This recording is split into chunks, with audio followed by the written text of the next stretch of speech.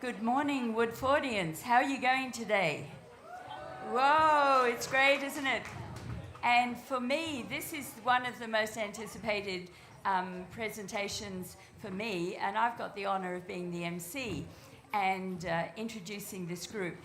The session is called Louder Than Words, and this is a unique group of non-verbal writers and poets who share various disabilities that might have impaired their ability to communicate. But that hasn't stopped them. With creativity, they are using what's called facilitated communication, and they have speakers here to deliver their raw and honest poetry. And they wow their audiences. They've published their own anthology, and there's a lot of their work online. I was doing a bit of preparation and I got quite lost in some of the poetry that as I was reading.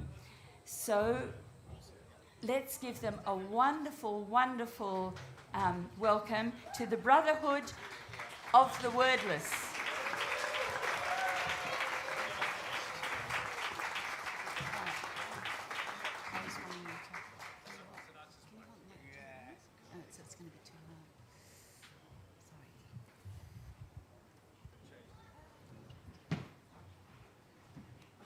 Hi there. Welcome to our second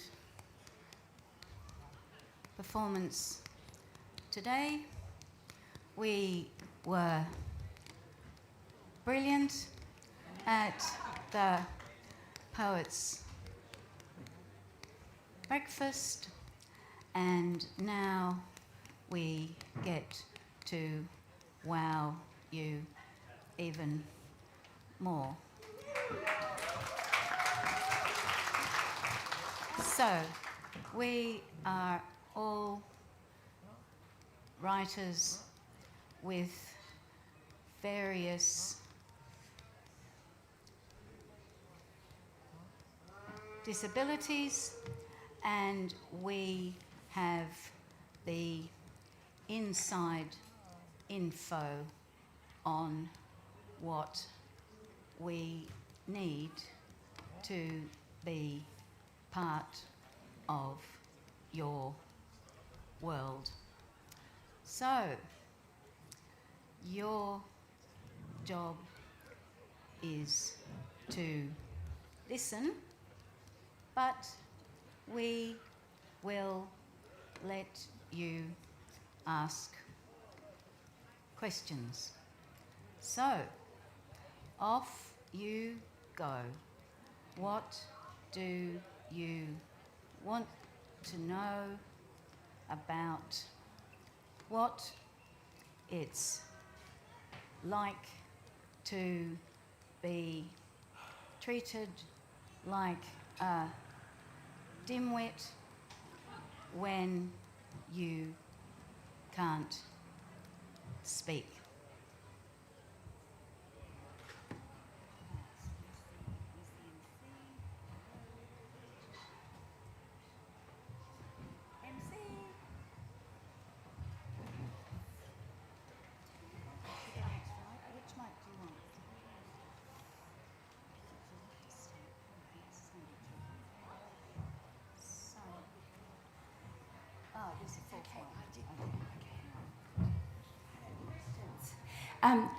We need to let you know that from about halfway back, the microphone doesn't work properly.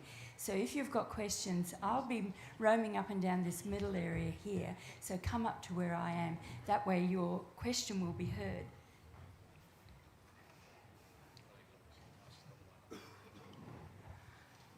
What's your pet hate as a non-verbal performer? Who would like to answer that one? Oh, Adrian's doing it. Okay.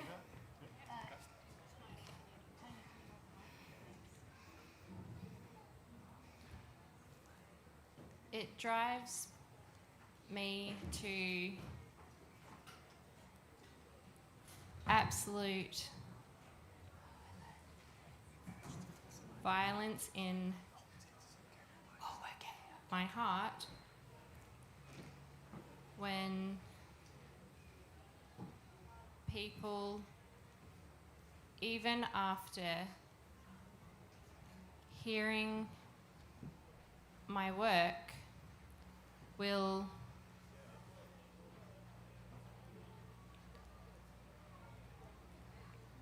come congratulate my support person on a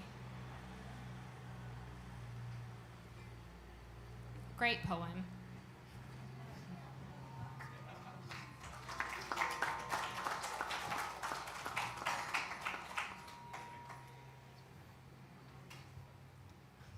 I've just been told that they have fixed the sound system, so if you just put your hands up, we can run to you as well. Hello. Thank you for the inspiration. What do you tell yourself, or how do you diffuse the ball of anger which must come when these things confront you? Anyone want to answer that? Thank you.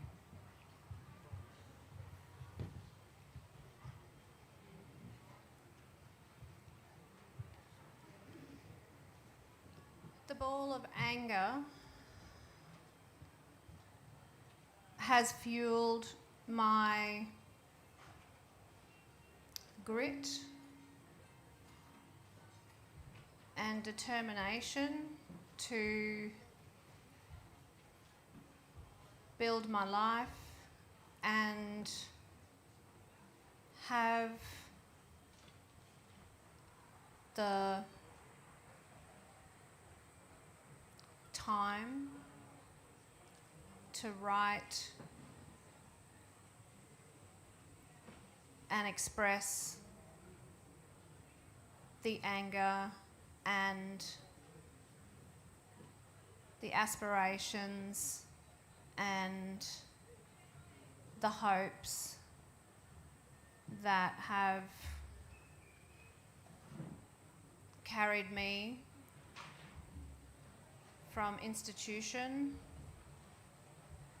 to freedom, from silence to voice, from invisible to seen.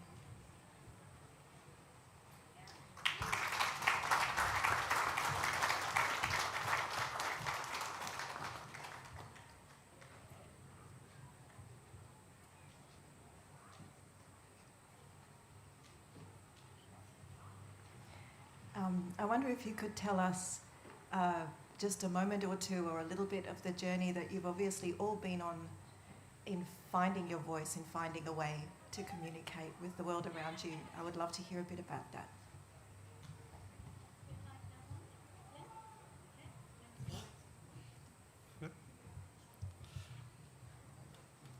I was 16 years old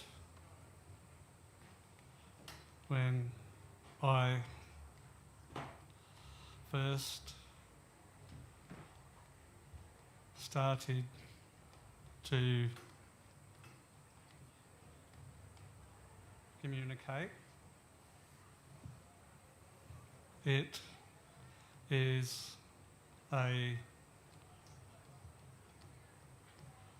struggle to be accepted in all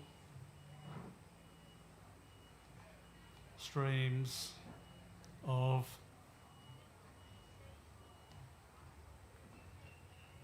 society.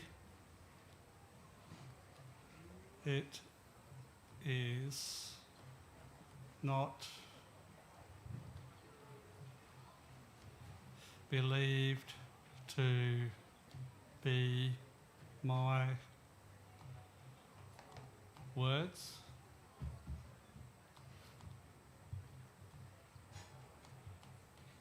Especially when I type, not looking at the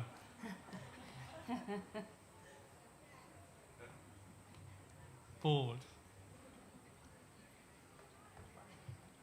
I know where the letters are. I type like this every day.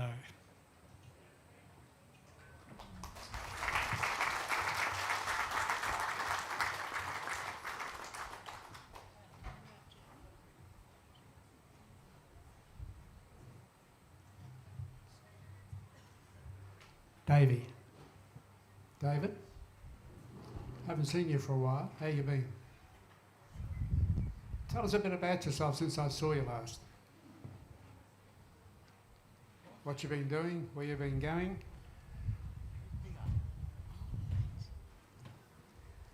Hi, Peter. I've been pretty good. I'm now talking more, and my language problems with speech are getting better. I still need so much more people who can type with me, but I'm going to publish a book, and I want to start running workshops for support workers who don't seem to understand that I'm as intelligent as they are, if not more, in a lot of cases.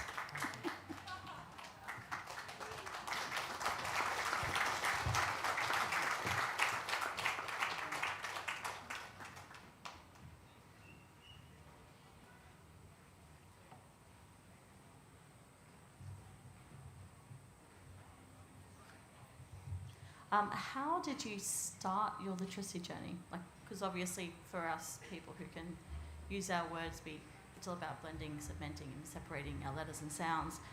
What did that look like for you as a non-words person, trying to convince people that you could actually read and spell?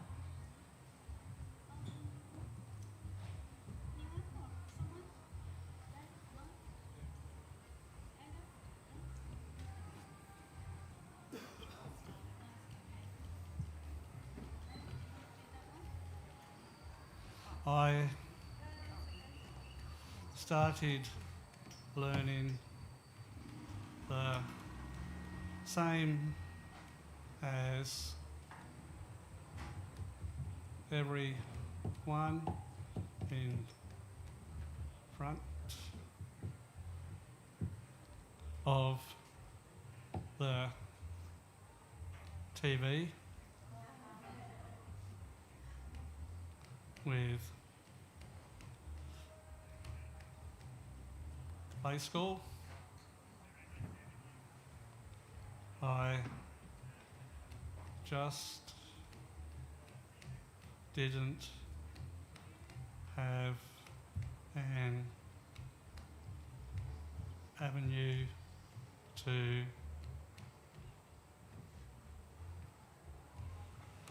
express it anymore. I would like to share my first comment to my mum, which was I hate horse riding.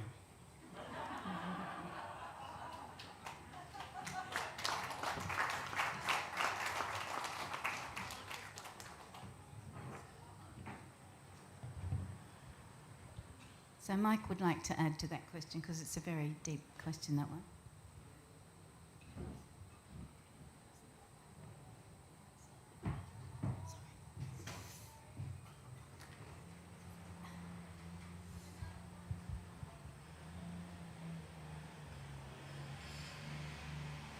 We live in a world saturated in language. We are blessed. Well,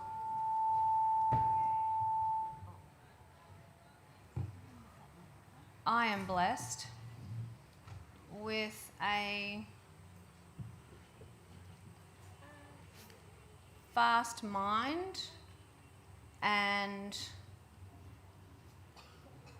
photographic memory. So I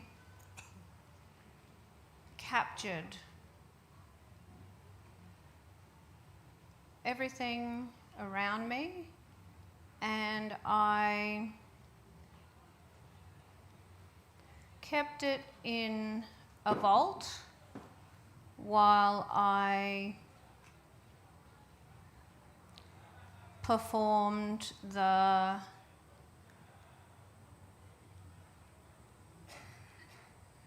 stupid disabled person charade, and when I had the opportunity to learn how to use language, it came flowing out and I found my love of writing.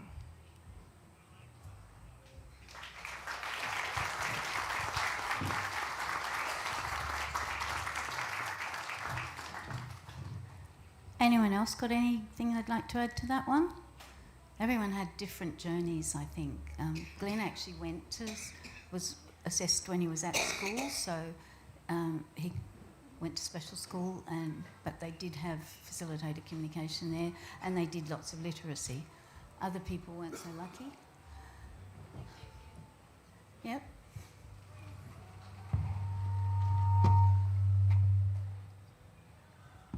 Well, like all children, I was read to. I went to school, and while at the time I had no way to show I was learning, I've always loved to learn. And my family always believed that I was capable and never gave up on giving me opportunities and chances to learn and never gave up on finding a way for me to have a voice.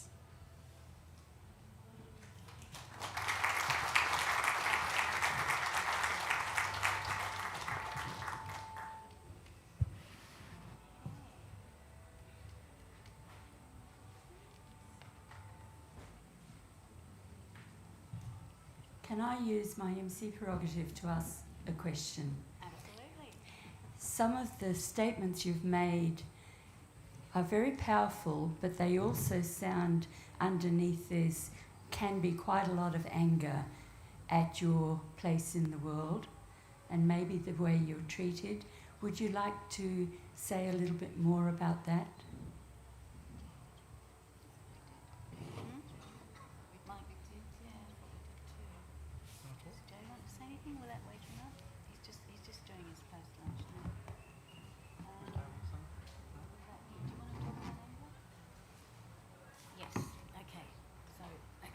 David's going to add something to that.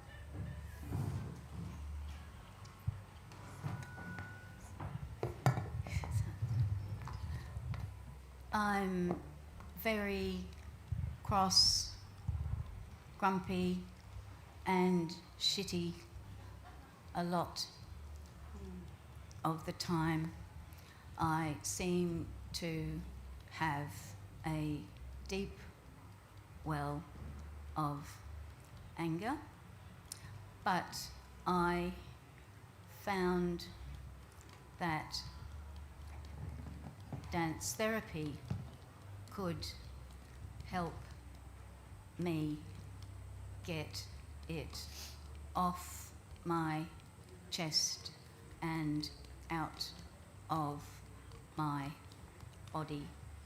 So I have spent 2 years dancing around Alice's lounge room, shouting, "No, no, no, no, no," and stamping my feet and punching the air to give me the strength to stop being sweet little David Poopy Bum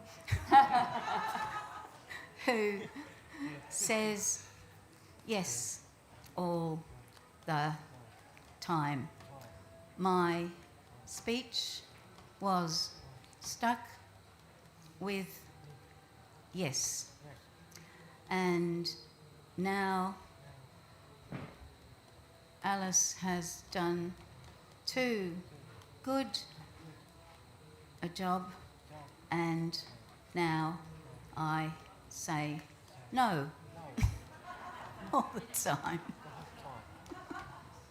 But I'm trying. If people can understand that my speech is completely unreliable, they know to ask the question again with the board, and what I type is real. But so many people don't listen. They don't get that and just believe the crap that falls out of my mouth.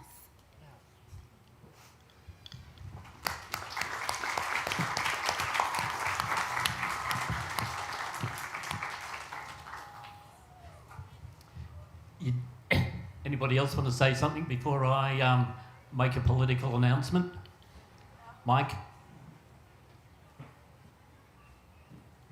No, you're good.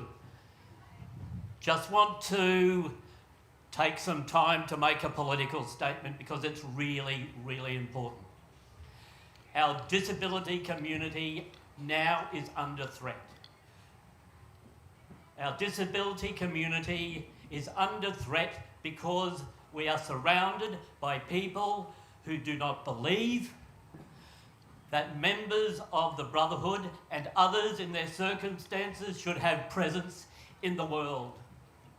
They are here because of community, because of resources, and because of true believers, and that is being taken away from them by hubris and misinformation perpetrated by people who claim that they know best for my friends Michael and Adrian and David, and they don't.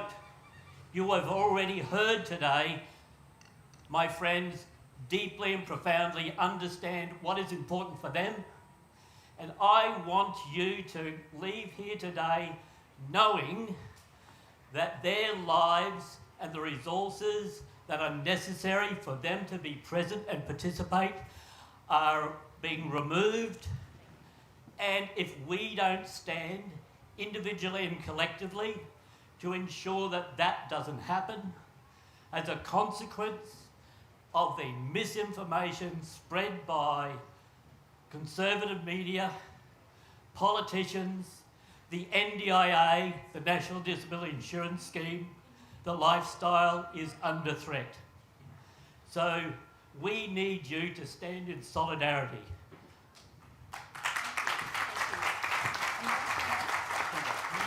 Thank you, Peter. But we do want to use this time really to hear from these people because this is a revelation for us to hear. So thank you, Peter.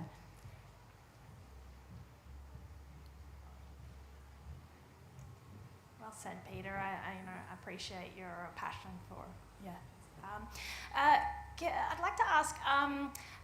This is a tricky question.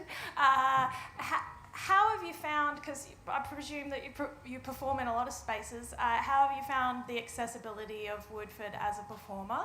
And do you have any advice on how they could improve?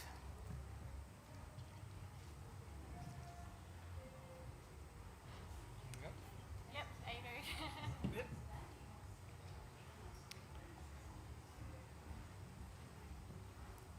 Look, I think Woodford are enthusiastic. They try really hard, but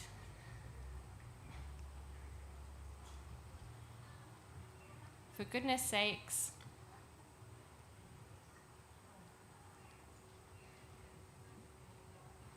accessible bathrooms need to be big enough for a wheelchair and support person without risking injury. But this is a problem everywhere, not just here. So thanks, Woodford, for trying to make spaces for us.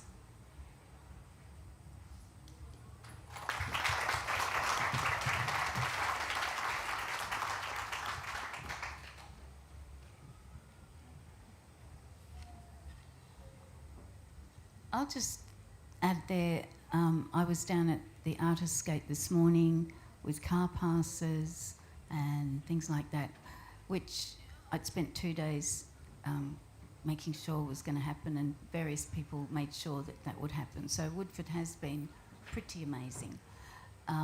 But as always, it's with such a huge festival, somebody organises something and then someone else takes it over and so on and so forth. By the time you get 3 people down the line, you're sort of back where you started. So it's that complication. But accessibility is like, Adrian has his own van, so he's got an all areas park, so which is wonderful. And then the rest of everyone had to go up to the hilltop. That was fine, but then we had shuttle buses and buggies and all of that's laid on, so it's wonderful. And this venue actually found us a nice little space out the back where we could recuperate in between the 2 things. So the organisation has been just wonderful, but like any organisation, that chain of command thing gets a bit wonky. But no, we're thrilled and deliriously happy, and we're being filmed. It's wonderful. So I don't think anyone's got any complaints. Anyone got any complaints apart from the bathroom? Yep.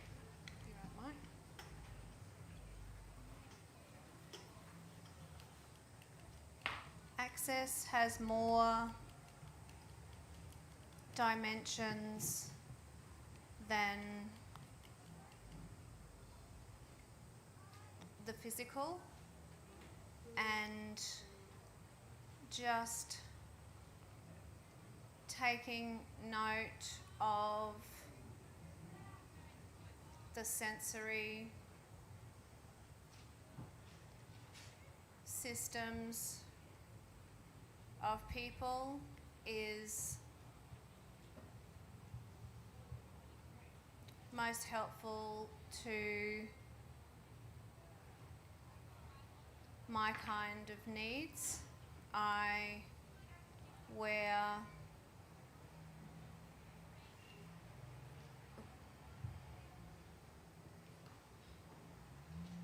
noise cancelling earbuds, and being able to get away from the mainstream movement of people from time to time is important for me to participate.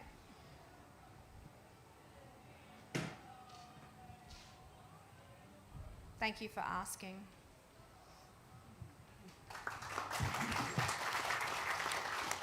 As I said earlier, having this little space to chill out in between was absolutely essential to us all being sane. First of all, I want to say thank you for all your work. It's very inspiring. And I want to ask, why poetry? And if any of you also write prose as well, I was interested to know where you feel the poetry comes from and what your process is. Like, how do you feel your thoughts go into words? This could be for any poet, but particularly for you.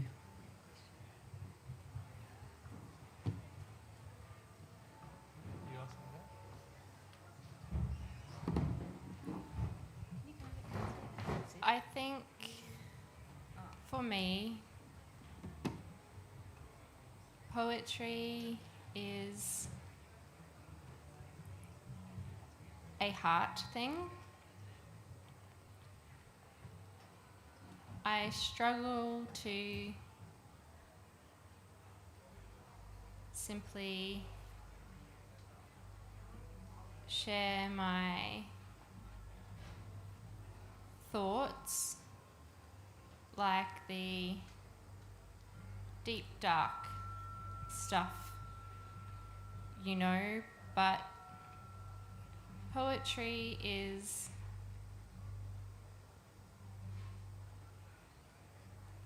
an escape and I think it saved me.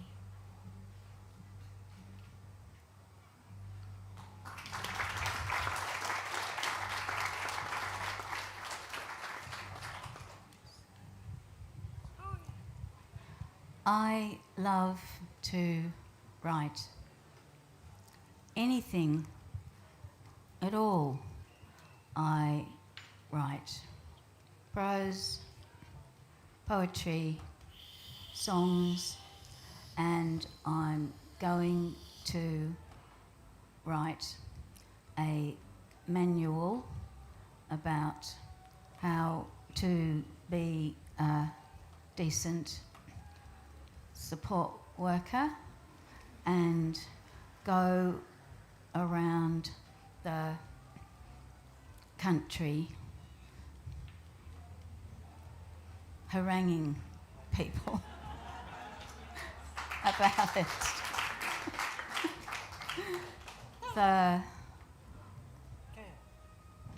Should we start it again?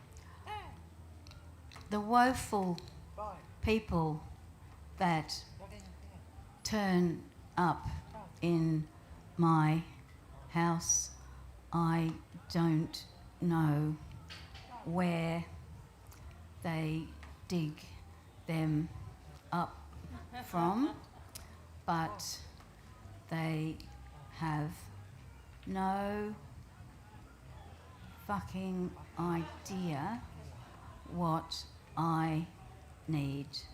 They treat me like a dumb, deaf post and not like a human at all. That's not all of them, of course. Some of them get it, they stay, they learn.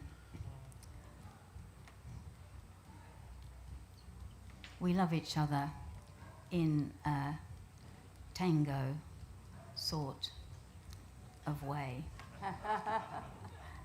Then my life is rich and full. Otherwise, I'm bored, shitless, and just go out for coffee and cake, and life is dull and dreary. So, if you have friends who would be intelligent, wordy, caring, lively,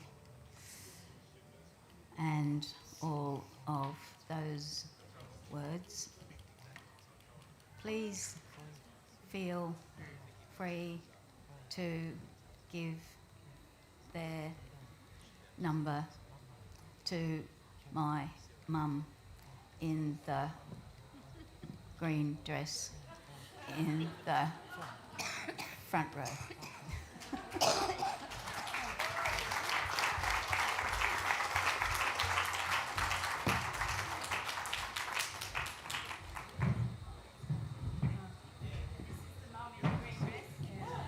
Would you stand up and take a bow?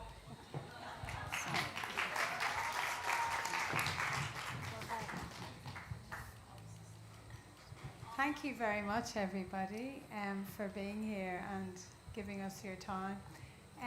I'm just curious, because I've never seen that communication board before. How long does it take to learn how to use it for yourselves, and then roughly for your support workers to learn how to use it with you? Thanks very much, because I'd like to learn. Oh, okay. Jay would like to answer this one. I think it takes a lot of practice, and sometimes it is a choice rather than a thing. Is that all? I chose to be a teacher, not a listener.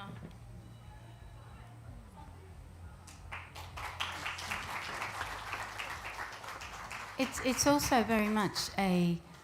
David read a poem this morning. It takes two to tango. It is actually like a dance. It's a duet, and some people just can't. You just can't dance with them. And also, it's the ultimate choice of the communication user, whether or not they want to allow that person to learn how to work with them. And sometimes it's a no right from the beginning. Sometimes 4 years later, there'll be a tacit acceptance and, okay, let's try this. So I don't know what that's about. I'm assuming, I mean, we're physical vibrating bodies. There's all that sort of energetic stuff going on. And I think some people's brains are too noisy to actually really focus on what it takes to provide that very, very gentle support. The FC user is doing all the forward movement. As you'll see, everyone has different needs with hand shape, etc. Some people have already got a really good pointing finger and they can be faded back as far as possible, and some people can get to independence. But we have a complete range of abilities here. But as you know, everyone can communicate at a very high level. And it's a training process, but also the communication user has to want to do it with that particular person. So it's one of those, I've met people who've just got it instantly, 1 hour session, bang, and they're off and running. And other people, as I say, 4 years, 4.5 years, and then suddenly there's a click, the lights go on. Can I share mine journey, Alice? Sorry? Can I share my journey? Yes, Tony? I've been with Glenn here for 6.5, nearly 7 years now. And I had never seen a board at all. I had worked disability for 6.5 years, I guess, before that. We started out very, very slowly. We did yes, no questions and that sort of thing to get the ball rolling, then gradually build into the question. But I think it took me probably 6 months, really. And then one day it all just clicked and we started to fly around the board, which was quite helpful because I was taken into uni at that stage, so you sort of needed to catch up. But yeah, and I think from what Alice was saying as well is the different support staff that work in Glenn's situation, they may only work with Glenn 1 day in a fortnight or 2 days in a fortnight. So it's very hard to get back onto the board. I know from talking to Glenn, he feels like he's starting all over again when they come back on board. So that's my experience anyway. I think there was another question. Yes. Sorry. Oh. Could we just finish that question? Mike had something to say.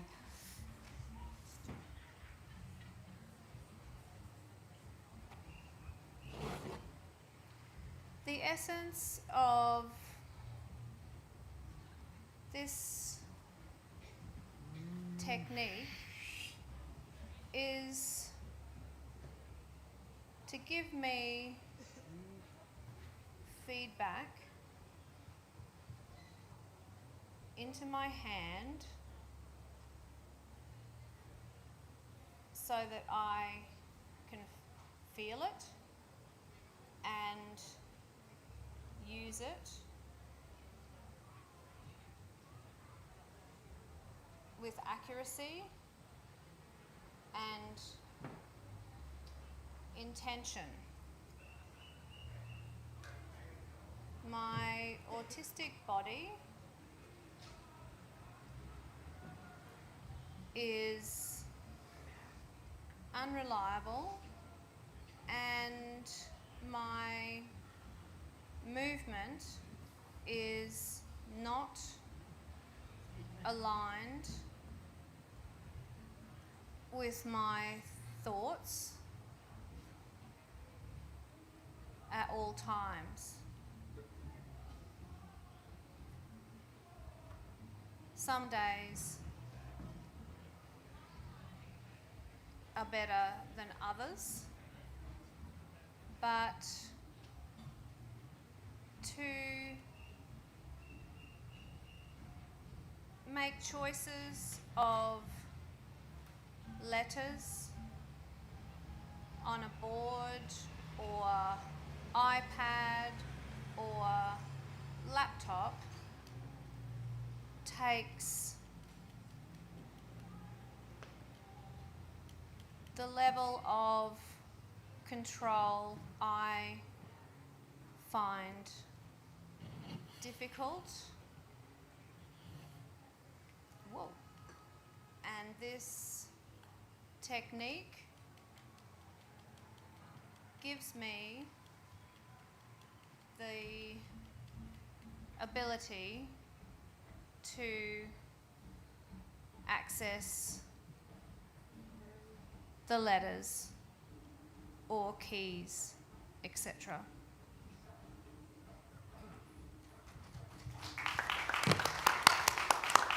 So everyone has different devices as well. David's just acquired an iPad mini with a little keyboard, and he's working on that towards independence. But all of that takes a long time, and if you've got a revolving door of support workers, most of whom don't know what they're doing, then you're just not going to overcome the sensory and movement differences that are the fundamental basis of the problems with autism. If you want to know about it, read a book called exactly that, Sensory Movements and Diversity in People with Neurodiversity by Anne Donnellan and Martha Leary. That's kind of the Bible of that, looking at people with that lens of sensory and movement differences rather than thinking about they're not talking, they haven't got a brain. Okay, enough of that. Moving on. Hi everyone. I think you've probably answered my question, but just in case there's some other insight you could share, that's what I was thinking is you are reliant on your facilitator. So when you don't have one with you, do you have other means and options of communicating? Any backups?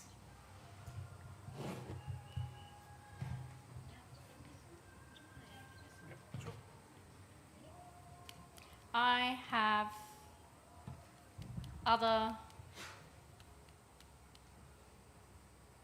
forms of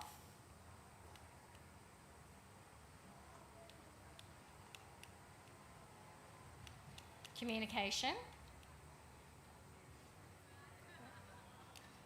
They are very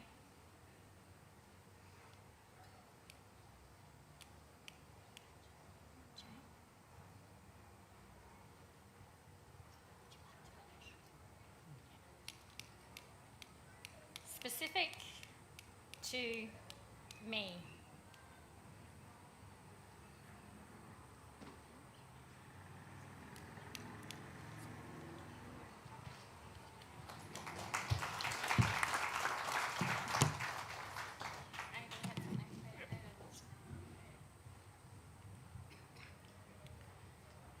So 3 of my 4 workers are,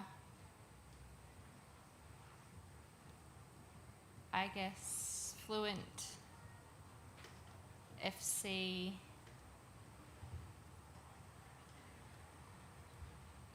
facilitators, but my newest and I are still getting there. I can make yes, no choices by eye gaze or nodding, etc., or verbal cues that they all learn over time. But without FC, my inner thoughts remain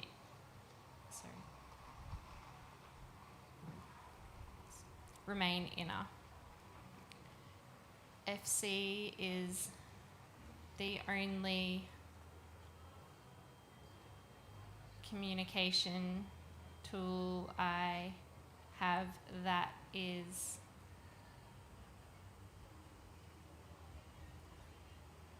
reliable and efficient. So it's very important my workers are willing and enthusiastic learners.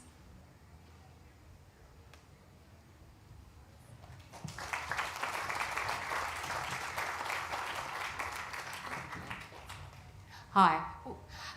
I'd like to ask you if there's a question that you wish someone had asked you today that hasn't yet been asked.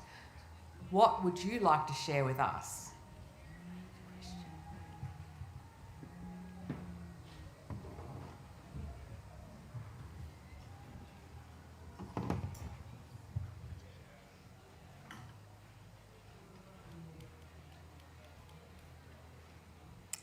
What is our proudest achievement to date?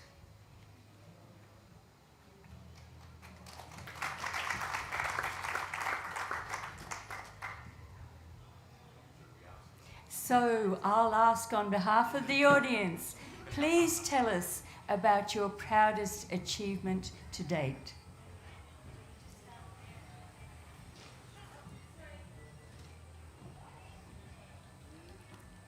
Well, I have two. One is that I co-wrote a play,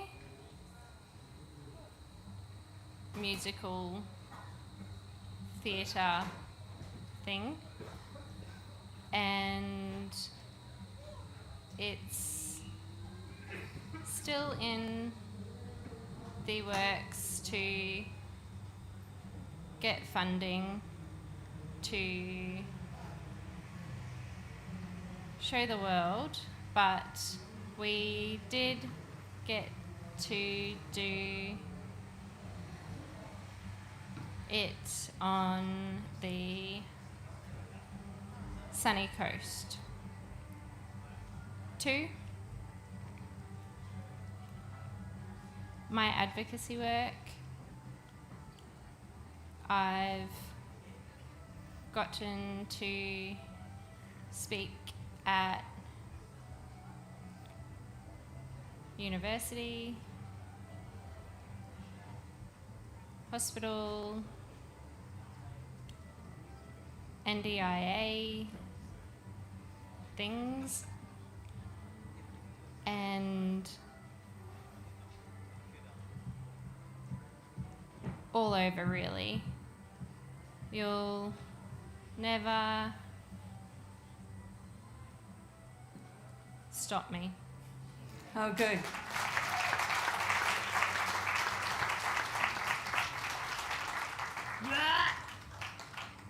My greatest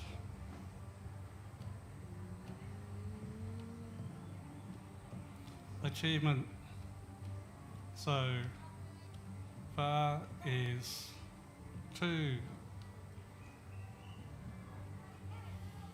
things. My creative writing degree and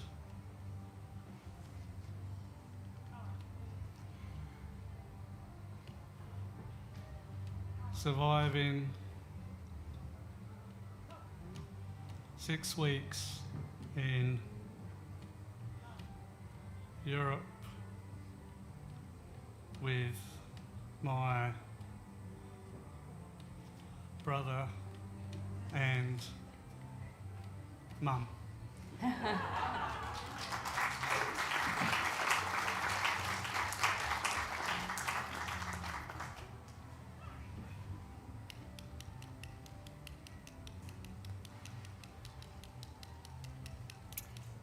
Jay doesn't have anything to say at the moment, thank you.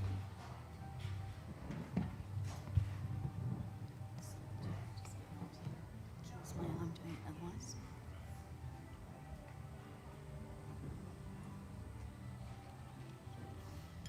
My proudest achievement is a few things. I teach at uni and prepare material for an online class.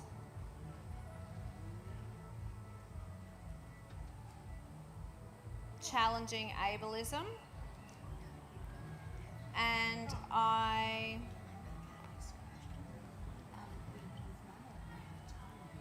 published my poetry collection about a boy and started the work of adapting it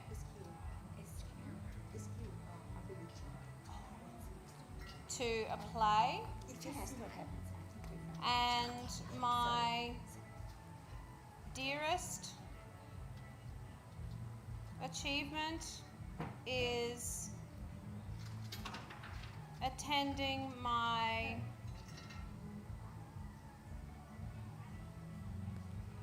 neighbour's 4th birthday party this month.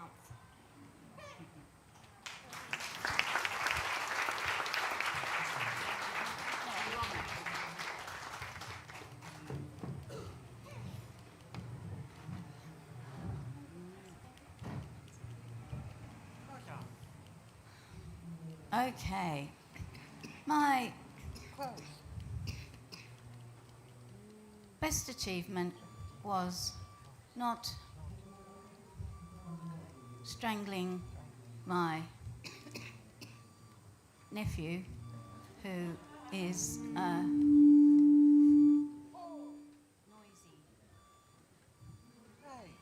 little bugger with autism, but I do love him. I think I'm jealous of his ability to speak clearly and make sense better than I do. I have more dreams than achievements, but since I turned 40, I have decided to get off my fat ass and get on with doing the dreams. This person in red next to me is the best boot kicker around, and watch this space. She will make me do it, or else be afraid. Be very afraid. But yes, I need the push, the shove, the get out of that chair and start moving. So, book, play, song, musical, look out, world. Next year, we want to get an Arts Queensland grant to write a musical, and we want musicians, singers, actors, costume makers, and circus people. Mike and I were in Body Code, a Volcana circus production a month or so ago. So we are very accomplished, but we are just getting started.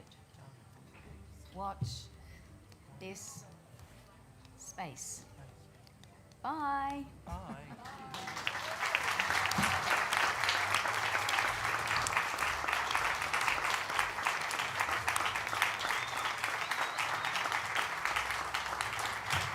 And this is a big clap to not only our special guests here, but also their support workers who have sat here patiently. We're out of time, unfortunately. In fact, we're well over time. So if you do have any more questions, it might be that as they go out, you might be able to talk to some support workers and see if there's any energy left to talk a bit for. Okay, Alice says we can hang around in the little tent out there, so if other questions are coming through, please ask them. This session was called Louder Than Words. As I listened to it, I thought another title could be Listening to the Screaming Silence, because it was clear that these are not passive people. They're internally driven with very strong passions, feelings, goals, all sorts of intentions about how to be in the world. I particularly liked a couple of the phrases that we used. One of the gentlemen said, "I'm cross, grumpy and shitty, a deep well of anger, therapy and dancing brought me out," and I think that was you. And one of the things that came true was we've all got to learn how to tango dance with the huge variety of people that we share this planet with, including people who have a lot to say, but we haven't always stopped to listen. something else that I really liked was he said, we live in a world saturated with language, but I had to keep my words in a vault inside and perform being the stupid disabled person charade. And it came flowing out once I had this capacity to do this, and I found my love of writing and communicating. So thank goodness you did. Thank you for sharing this with us. Can we have another big...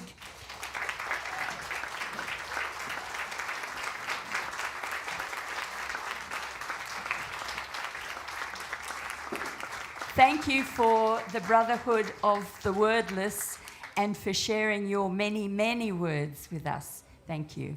And thank you, a huge thank you to all the wonderful people in this stage and the other festival organisers who've just made this possible and delightful for us.